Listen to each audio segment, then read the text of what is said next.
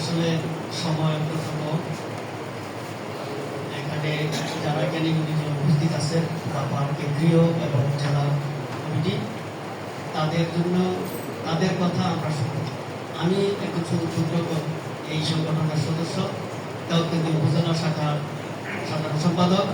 যাই হোক, আমি এই সংগঠনের আদর্শ উদ্দেশ্য এবং লক্ষ্য বাস্তবায়নে আমাদের এই কেন্দ্রীয় মহোদয়রা এবং জেলা কমিটির মহোদয়গণ যারা আছেন আমাদেরকে অনুপ্রাণিত করবেন, সহযোগিতা করবেন এই আশা রাখি। এবং আমাদের যে কুমিল্লা জেলার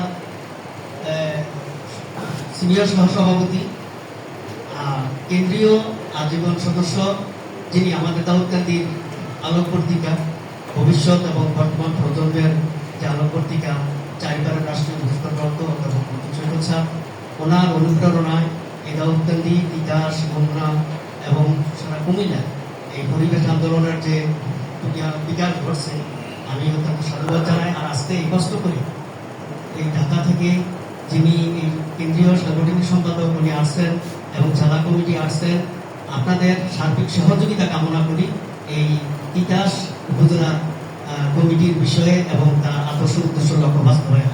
যাই হোক, আমি আর সময় নষ্ট করবো না। আমি অবচলা কয়েকটি কথা বলছি, সময় পেলে বলতাম যে আমার সময়টা আমি গুণীজনদের জন্য থেকে আমি আমার এখানে সংক্ষিপ্ত আলোচনা শেষ করছি। আল্লাহ হাফেজ। আসসালামু আলাইকুম।